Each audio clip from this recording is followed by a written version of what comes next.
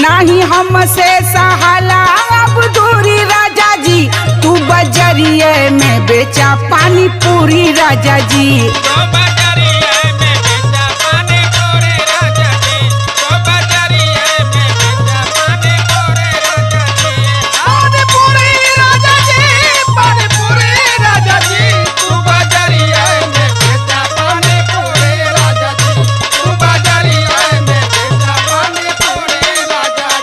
अरे तू न जवन धंधा बतावत हो न इतना उधार खइए न कि कुल उजार नहीं है। हाँ हाँ, बाकी तो सब बेवकूफ न है जन ठेला वाले ले खड़ा हुआ जा।